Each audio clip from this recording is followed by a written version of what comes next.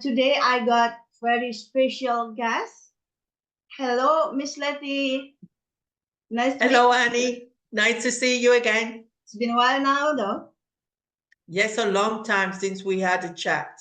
Yeah, I got few questions that I want to ask you. As you are an English teacher, English native English teacher, so uh, as far as you teach people or students, maybe mingling or maybe interact with people, non-native speaker basically. So what do you think they need to do to get more effective result in their journey? Right. So that depends on the person. I would say first, the person in question who wants to learn English will have to decide why they want to learn English, their goal. After they've decided why they want to learn English, this will affect what they need to do. I personally tell people they need to be in contact with English every day for at least 30 minutes and ideally 1 hour. I do not want people to be in contact with English for 2 hours on Monday and then not do anything again till maybe the following Monday. So I try to motivate people to do English every day. I'm a firm believer in listening. I believe you should listen as much as possible. After that, reading. And if possible, when you feel more confident, try to find a speaking partner or a group of people you can speak to. And then when you get from beginners to maybe near intermediate, I would then worry maybe about grammar. I don't think grammar is that important. It's useful, but if your objective is to communicate, I think you can do it through listening, reading with a sprinkle of grammar. Not that much, and when you get to a higher level, maybe more. That is my opinion. Yeah, thank you. Yeah, I think you are completely right that when we come to speak, so we don't have to stick on the grammar rule exactly 100%. Sometimes even the native speaker, they didn't pay attention a lot on the grammar rules. I think in that way. So then the second question would be, have you ever found any difficulties to understand a particular accent along the way when you speak with non-native speakers? Well, sometimes I have, because if it's online, the connection can affect the way we hear someone speaking English. That is a possibility, the connection of the internet. Also, everyone has a different accent.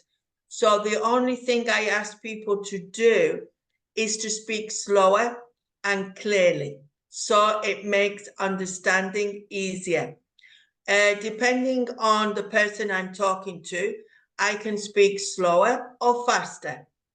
And if I realize the other person doesn't understand, I change my idea into another way of saying it. So it's not a problem for me if I don't understand someone the first time. I go back, ask another question, and I try to repeat what I think I have understood. So I've been doing this for such a long time, I don't have a problem with understanding even basic beginners, because more or less I can guess what they want to say. So I help them.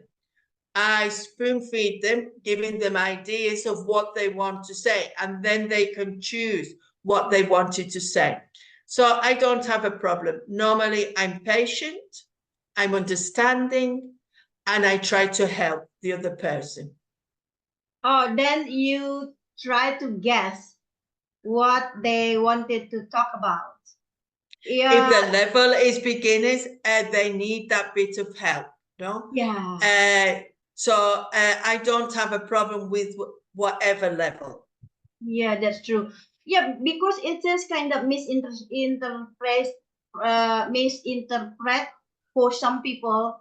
They think that to be fluent in English is about speaking so fast.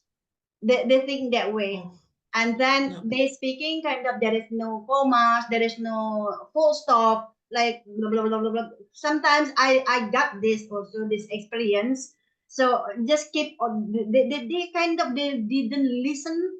So sometimes also I didn't get it when there is no intonation when they speaking, because they also when in the meeting they didn't turn the camera on. It is my Achilles heel, really my weakness. I couldn't Right. understand to build the Well, communication. the other week I was talking to in a breakout room, and a man knew English very well, but Mm. he spoke very quickly.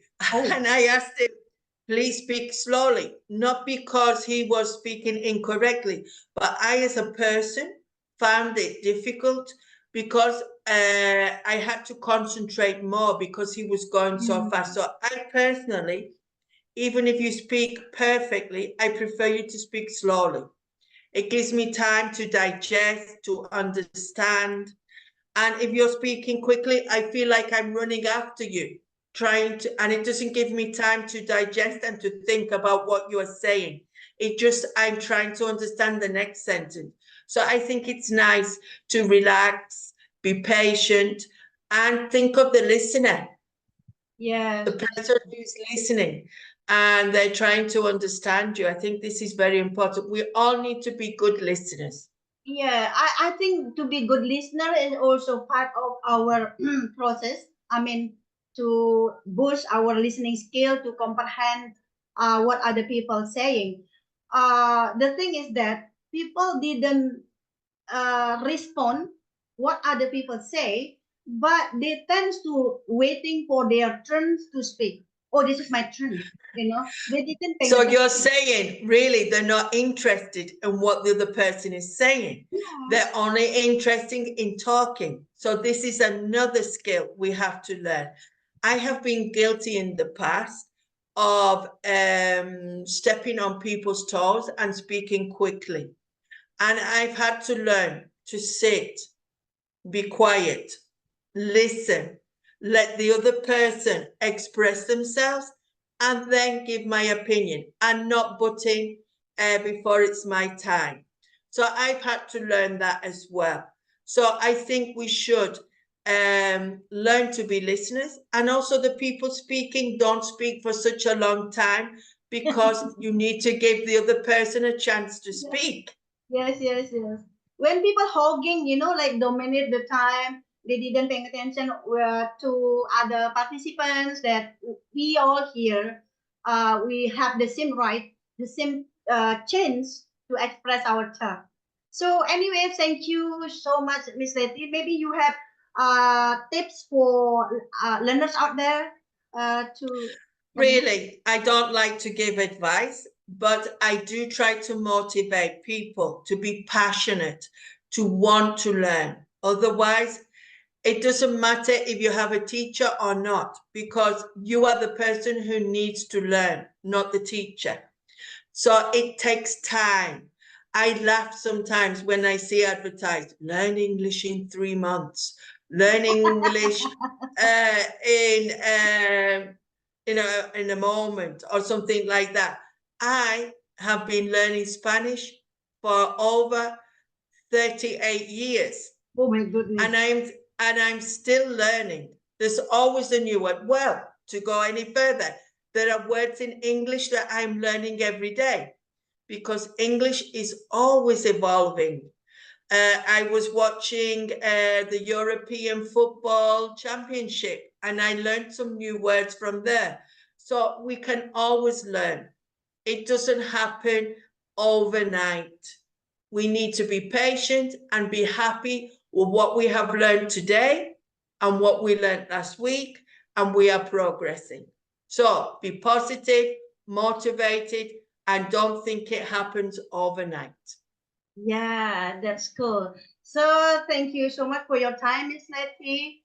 I You're really do welcome. appreciate your piece of advice. I think it's really useful for other learners. So thank you everyone for watching. See you for the next one. Bye for now.